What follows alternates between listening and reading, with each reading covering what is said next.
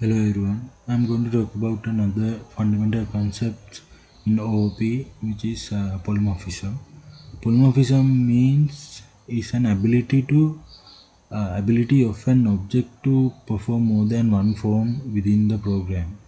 So we can achieve polymorphism in two ways. Today I'm going to talk about one of them, which is method overloading.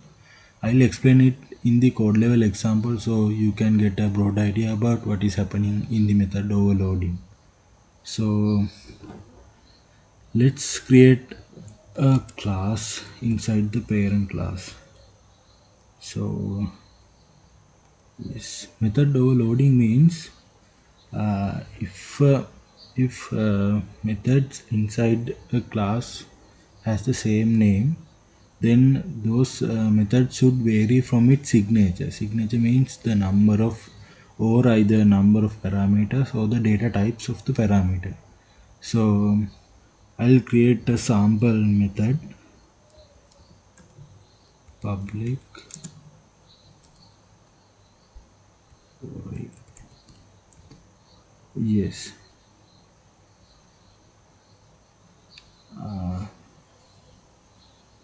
Okay, so here I have created a method.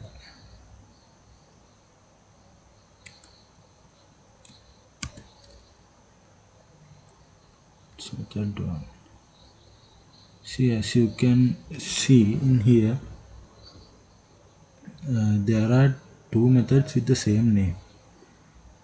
So it's not allowed in the programming, so in the method overloading. So we have to vary the signature, which means the number of parameter or either data types of the parameter. In this example, I'll add a parameter called x. Then as you can see, the error has been gone. So yes, okay, then let's try to create an object from the parent class.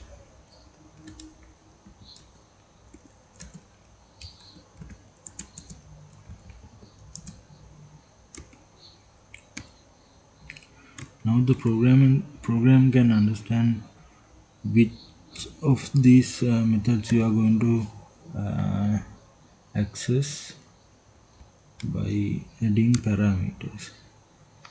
So the first example, you may know now what is going to access, right? We haven't passed any parameters, so which means it's calling this method. Let's try to run the code. Then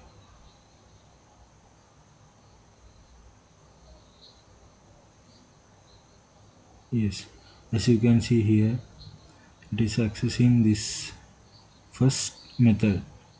Now let's try to add parameter.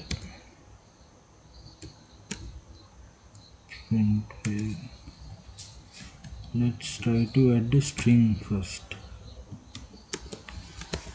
As you can see, it's getting error.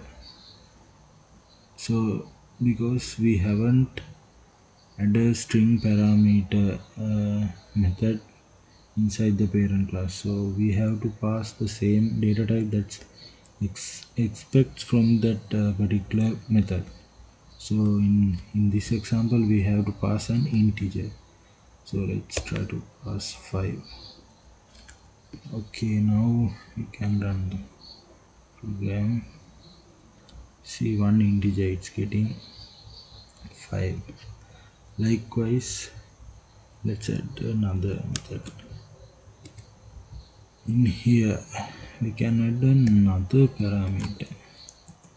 I hope you may remember we can vary from the number of parameters as well. So if I add y, I think you may already know what we are going to do next. That we have to pass two integers, which means it is calling this method. Let's see.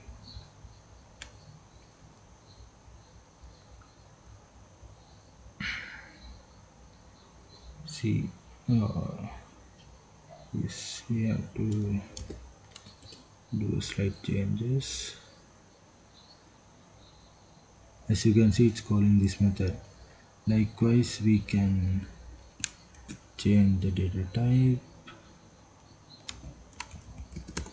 string. Okay, then we have to add string as the second parameter.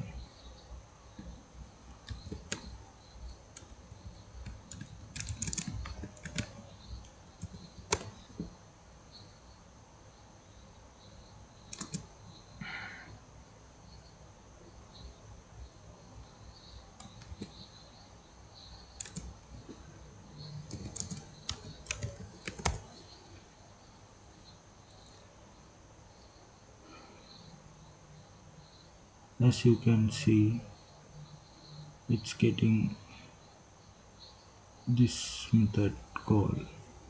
So yes, that's it about the method overloading. Hope you have a good idea about what is happening in method overloading. If you have any questions, please reach me from the comment section. Thank you.